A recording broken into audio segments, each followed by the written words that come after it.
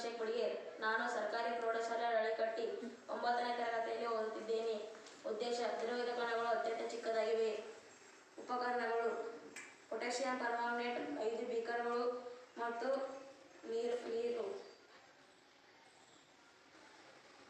ಈಗ ಪೊಟ್ಯಾಷಿಯಂ ಪರ್ಮಾಂಗನೇಟ್ನ 2 ಅಥವಾ 3 ಹರಳುಗಳನ್ನು ನಾವು ಎ ಬೀಕರ್ಗೆ ಹಾಕಿದ್ದೇವೆ.